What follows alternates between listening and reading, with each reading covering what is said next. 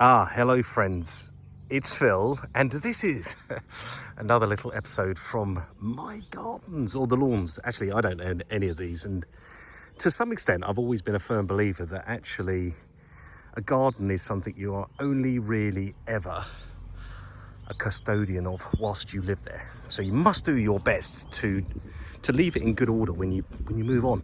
But this is, I'm going to just go back to the train track, because there was some interest around the train track, and I thought I'd show you a little bit more. Right, so there's this little small gauge railway that runs all the way around the garden, onwards and onwards, as you can see, and sadly it's not used anymore, but I love the idea of little steam trains. Right, okay, now stick with me, because this one's going to be a good episode. This one's going to be deeply informative, based on many years of scarifying and working on lawns.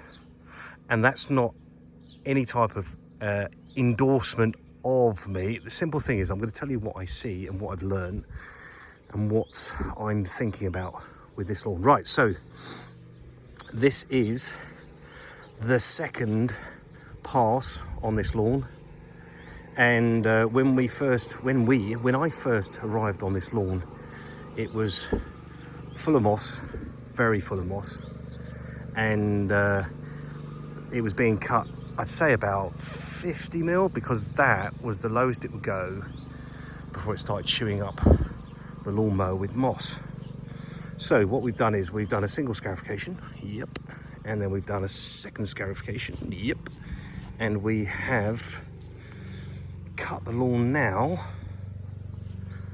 at 14 millimeters for reference. So that's going to be short enough, I believe. I could probably go shorter, but actually the mower wouldn't hack it, and the only solution to get a shorter cut on this would be to own the cylinder mower, which I did have, and I don't know where or when I disposed of it. It was a classic I had for years, but I don't have it now.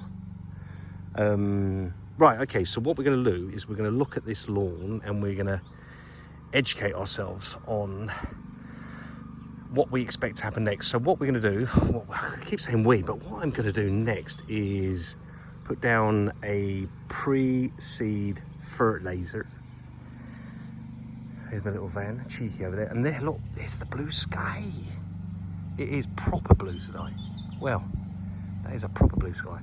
Right, so what we're going to do is we're going to put down a pre-seed fertilizer, which is actually my first, and I'm going to quote it here, my first lawn food distribution, my first spread of lawn food. Because if I haven't told you before, this year, Building Back or Gardening, I've launched, yes my friends, as of yesterday, I've launched a lawn food, not lawn fertilizer, because I think lawns need feeding, not need fertilizing. I've developed a lawn food and a lawn food range that I'm kind of offering out on subscription. More about that later. But look, the first thing I'm going to do is walk backwards and show you something that we all take for granted. Let's say most people will take for granted. And I don't know if you've noticed it yet. Yes, my friends, it's shade. It is shade. So we're now around about 2 o'clock. Sun's high in the sky, and it's dropping behind me, and that is the sundowner area over there. But what we have to acknowledge, and what we're going to do, is do the pre-feed food, lawn food, and we know that basically this area, once overseeded and dressed, will germinate slower, given this bit will germinate faster as long as it's watered. But if it's dry, it's going to sit there waiting for some stimulation. So that's the first thing to note. Tree, canopies, shade, Therefore, we have got a lawn of at least two parts in terms of germination rates. So what we're going to be doing is we will be using a quality lawn seed, and we're going to be putting that down at 30 grams per square meter, a bit heavier than the usual 20, because we really lifted this. We lifted, there you can see it, 1, 2, 3, 4, 5, 6, 7, 8, 9 plus the bins, 10 ton bags of moss and thatch out of this lawn. 10. And for reference, I've done that all in around about 7 hours. Right, so let's get close, shall we? Right, looking at this lawn, and if I look at certain sections, if you look across it, there are bits that are greener and there are bits that are browner. Now, the greener bits are where the grass was in quite good condition, wasn't affected by moss, and actually on the odd occasion was cut short, i.e. this bit over here. Yep. So there's going to a lot more down there because that front bit is newer grass, so it's a bit greener. Now that front bit's going to green up and recover fast. And these brown bits, which were buried under moss, will recover. But the way they do, is that this is now the plant. You see, it's the little friendly plant there, and that is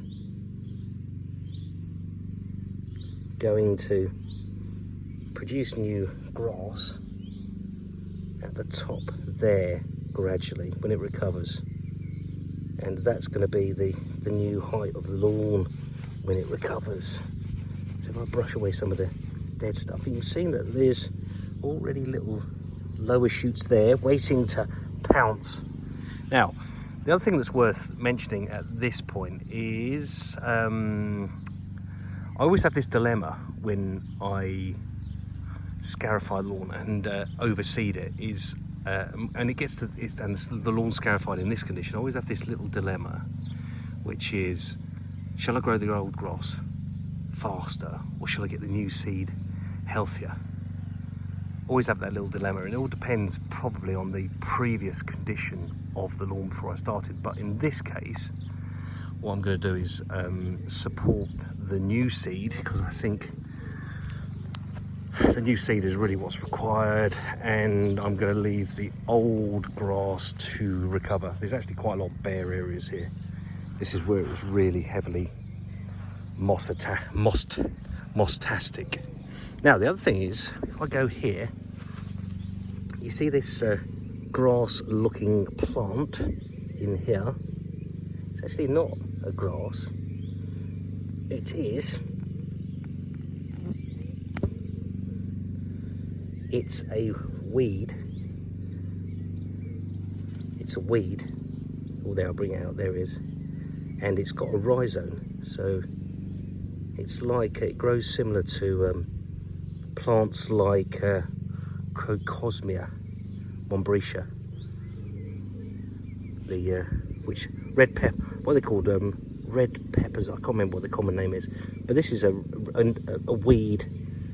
It's easy to deal with, but it kind of makes the grass look like it's got grass in, when in fact it's got weed in. Yes, it's bits and pieces of that knocking around.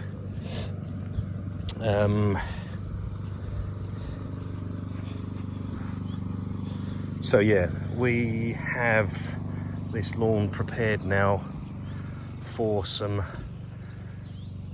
generous seeding, and then we're going to drop some Jack's Magic on. Now, for reference, it's not always known and it's not said, depending on who you take your knowledge from, but Jack's Magic, one of the things that I've learnt about it, and I've tested it over the years, one of the things it's very good at doing is supporting the new grass growth and the old grass growth at the same time, whilst the new grass is getting the slow release lawn food, if that makes sense. So what it does is it's kind of like a little bridging product where it's not just compost, it's got a little bit of feed in. So it kind of feeds things between, say, 14 and 30-ish days, which quite often the lawn food, let's say, can take longer. Now, I'm not saying there's any one way to do things, but this is really just the way I do things and the way I understand things. So there we go. We have one lawn prepared. Still got a little bit more tidying up to do, particularly around the edges, because I couldn't get the strimmer onto the edges. So what I always do is just strim off the edges to get them down to the sort of the same level / condition. And it kind of helps for the whole thing to kind of come up in some sort of singular fanfare, is kind of the logic, or the experience tells me. There's a little bit around, there's a little bit, I'd probably say, I mean, a little bit, a percentage or two of moss still in the lawn, but I'm gonna leave that little bit of moss there and actually treat it in autumn with a bit of iron, which will usually knock it out, and then a little light scarification will just lift it all out. But that lawn was nearly, well, you can tell by all the bags, it was nearly all moss and thatch. Whilst it looked green to some extent, it was the wrong colour green. Anyway, this is Phil saying goodbye from the train track garden in North Yorkshire. Anyway, thanks for listening. Take care. Hopefully some of that was useful. See ya.